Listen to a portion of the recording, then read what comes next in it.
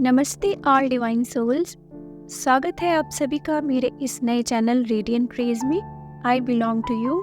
मैं एक reiki master, tarot reader, hypnotherapist and angel therapist हूँ। मेरी अदर मॉडलिटीज़ है meditation, chakra healing, ho'oponopono, law of attraction, switch words and mantra meditation.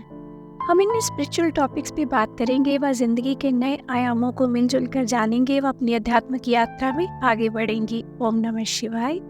तो समय की मर्यादा का ध्यान रखते हुए हम आज का वीडियो शुरू करते हैं। आज का मेरा टॉपिक है कर्मा क्लींजिंग एंड हीलिंग। कर्मों को क्लीन और हील कैसे कर सकते हैं।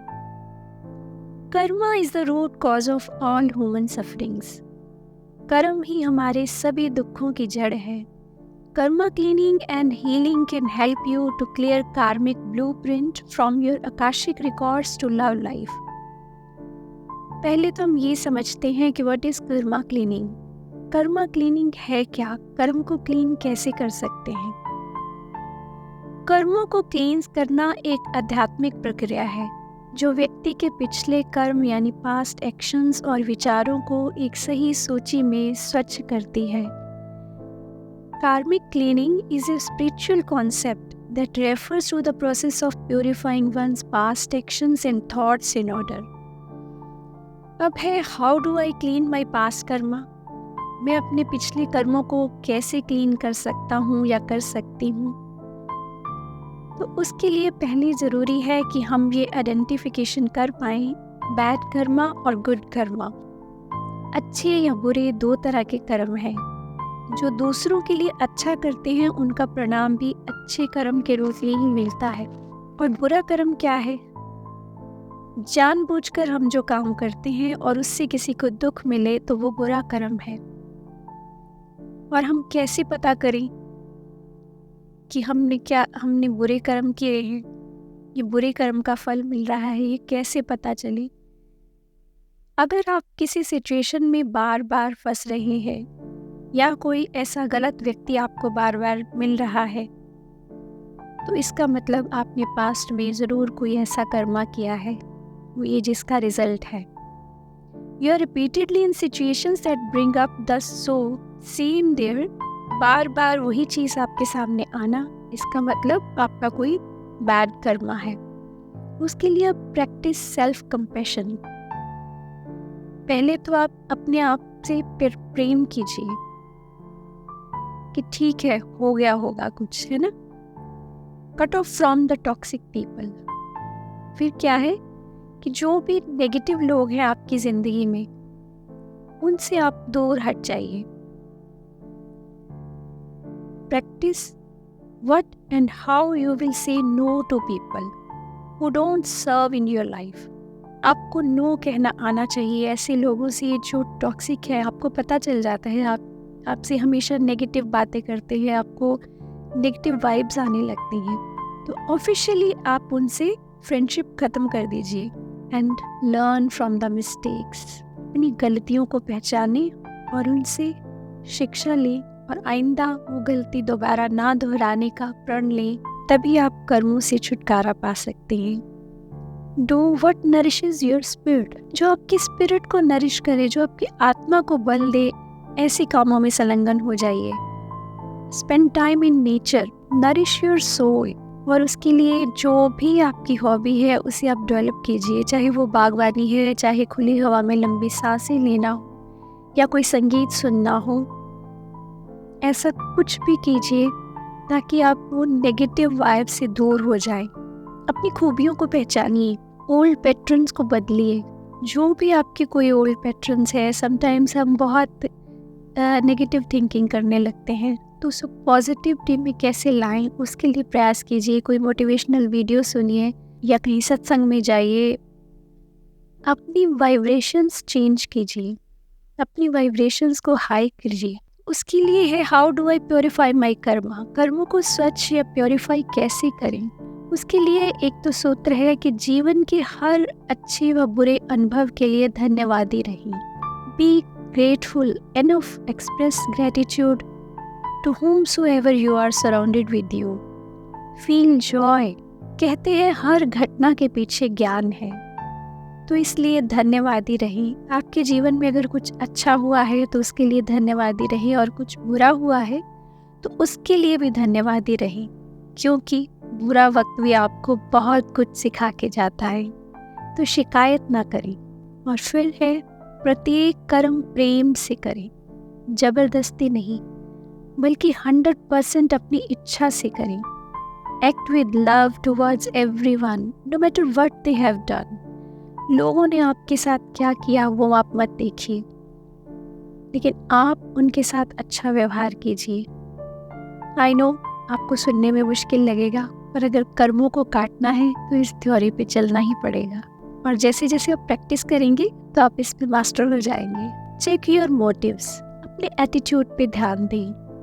आप जो कार्य कर रहे हैं, क्या वो कार्य अहंकार में आकर कर रहे हैं, या लालच में कर रहे हैं, या ईर्ष्यावश कर रहे हैं?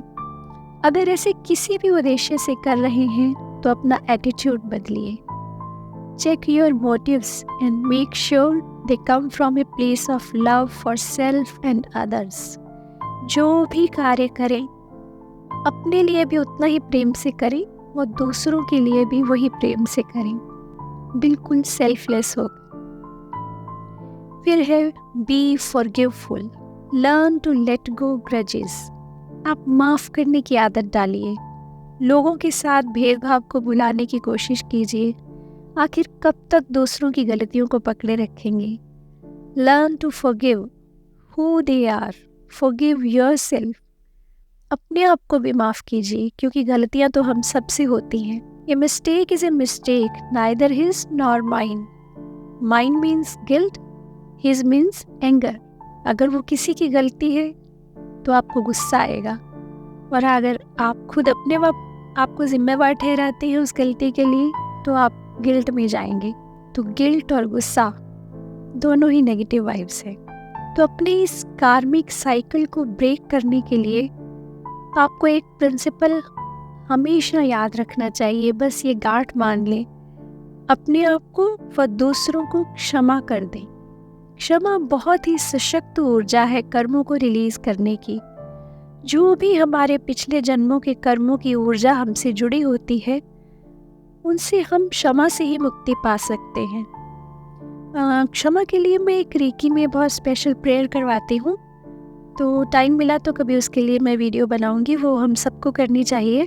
तो मैं बात कर रही थी क्षमा की। अपने डर व गुस्से पर विजय पाएं।